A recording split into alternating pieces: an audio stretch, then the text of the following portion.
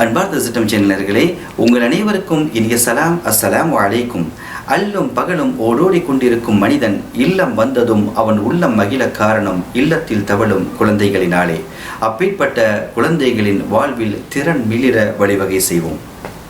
குழந்தைகளின் திறன்களை வெளிக்கொண்டு வரும் உங்கள் சிட்டம் சேனல் மூலமாக உங்கள் அனைவரையும் சந்திப்பதில் பெரும் மகிழ்ச்சி அடைகின்றேன்.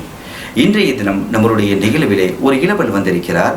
அவர் என்ன சொல்ல போகிறார் என்றால், அன்றாடம் தொழுகக்கூடிய தொழுகையில் தக்பீர் கெட்டியவுடன் என்னவெல்லாம் ஓத வேண்டும் என்பதெல்லாம் நாம் அறிவோம். தக்பீர் கெட்டுவதற்கு முன்பாக இதுவெல்லாம் ஓத வேண்டும், இதுவெல்லாம் நியத்தாக இருக்கிறது என்பதை சொல்ல வந்திருக்கிறார். இதோ நாம் நம்மளுடைய நிகழ்ச்சிக்குள்ளால் செல்லலாம்.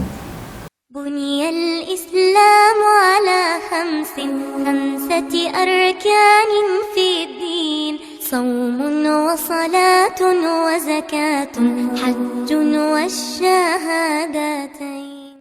அன்பார்ந்த நேயர்களே, இதோ நம்மளுடைய நிகழ்ச்சிக்குள்ளால் நாம் சென்று விட்டோம்.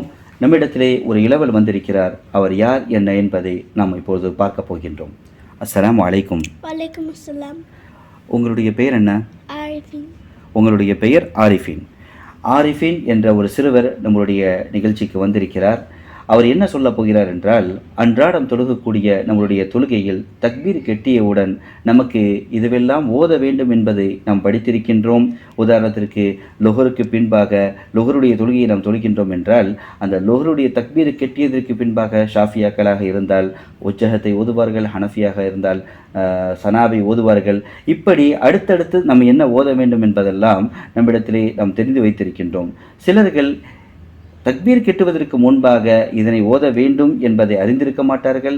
இதோ நம்முடைய இளவல் நம்மிடத்திலே சொல்ல வந்திருக்கிறார். இதோ அவரிடத்திலே நாம் நம்முடைய கேள்விகளை தொகுக்கலாம்.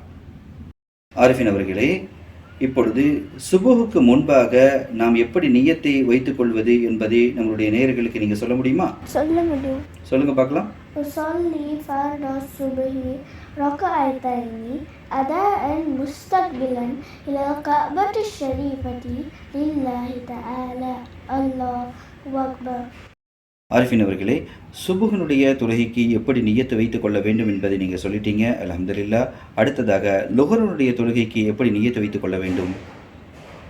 உஸல்லி ஃபர்த லுஹரி அர்பஅ ரக்அத்தின் அதாஅன் முஸ்தக்பிலன் இலல் கஅபத்தி ஷரீஃபதி லில்லாஹி தஆலா அல்லாஹு அக்பர்.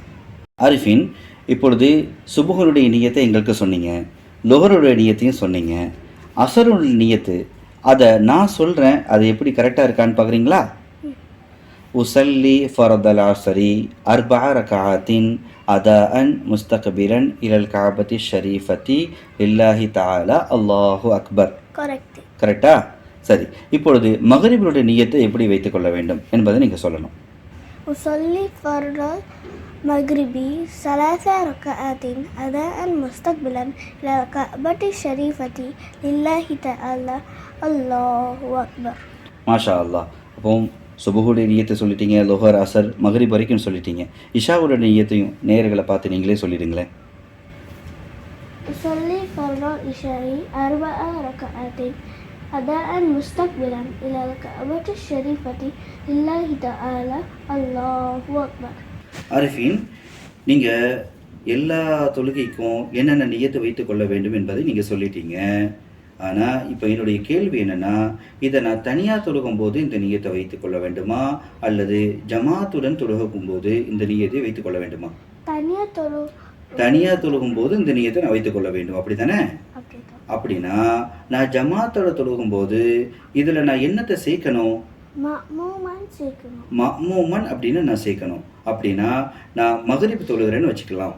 அப்படி நான் மக்ரிப் தொழுகும்போது அதனுடைய நியத்தை நான் எப்படி வைத்துக் கொள்கிறேன், அது சரியான்னு நீங்கள் பார்க்குறீங்களா? உஸல்லி ஃபர்தல் மக்ரிபி ஸலாஸ ரக்அத்தின் அதாஅன் முஸ்தக்பிலன் இலல் கஅபத்தி ஷரீஃபதி மஅ்மூமன் லில்லாஹி தஆலா அல்லாஹு அக்பர். இது கரெக்டா? இதுதான் சரி. ஒன் மோர் டைம் நான் சொல்கிறேன், கேட்குறீங்களா? உஸல்லி ஃபர்தல் மக்ரிபி ஸலாஸ ரக்அத்தின் அதாஅன் முஸ்தக்பிலன் இலல் கஅபத்தி ஷரீஃபதி மஅ்மூமன் லில்லாஹி தஆலா அல்லாஹு அக்பர் அப்படின்னு நம்ம கேட்டிக்கணும். கரெக்டா? இப்பொழுது தனியாக தொழுகும்போது எப்படி நியத்தை வைத்துக் கொள்ள வேண்டும், ஜமாத்தாக தொழுகும்போது எப்படி நியத்தை வைத்துக் கொள்ள வேண்டும் என்பதெல்லாம் நீங்கள் சொல்லிட்டீங்க. இப்போ என்னுடைய கேள்வி என்னன்னா, உதாரணத்துக்கு நீங்கள் இமாமா நிற்கிறீங்க அப்படின்னா எப்படி நியத்து வைத்துக் கொள்ள வேண்டும்? இமாமன் லில்லாஹி தஆலா அல்லாஹு அக்பர் பின்னாடி சேர்க்கணும். ஓ, இமாமன் லில்லாஹி தஆலா அல்லாஹு அக்பர் அப்படின்னு சேர்க்கணும், அப்படியா? உதாரணத்துக்கு நான் சொல்கிறது நீங்கள் சரியான்னு பார்க்குறீங்களா? இஷாவுடைய தொழுகைக்கு நான் இமாமாக நிற்கிறேன் அப்படின்னா நான் எப்படி நியத்தை வைத்து கொள்ள வேண்டும் என்பதை நான் சொல்கிறேன், நீங்கள் அது சரியான்னு பார்க்கணும். உசல்லி ஃபர்தல் ஐஷாஇ அர்பா ரகாத்தின் அதாஅன் முஸ்தக்பிரன் இலல் காபத்தி ஷரீஃபத்தி இமாமன் லில்லாஹி தஆலா அல்லாஹு அக்பர். இது சரியா? இது சரிதான். அன்பார்ந்த நேயர்களே, இன்றைய நிகழ்வில் ஆரிஃபீன் என்ற ஒரு இளவல் நம்மிடத்தில் வந்திருந்தார். அவர் தொழுகையில் என்னென்ன நியத்துக்களை செய்து நாம் தக்பீர் கெட்டிக்கொள்ள வேண்டும் என்பதையெல்லாம் நம்மிடத்திலே பகிர்ந்திருந்தார். அவருக்கு நாம் நம்முடைய நன்றியை தெரிவித்துக் கொள்கின்றோம். இன்னும் இது போன்ற அழகான நிகழ்ச்சிகளின் மூலமாக உங்கள் அனைவரையும் சந்திக்கின்றேன். இன்ஷா அல்லாஹ். உங்களிடமிருந்து விடைபெறுவது உங்கள் ஷாஹ்சாத். மகிழ்வோம், மகிழ்விப்போம்.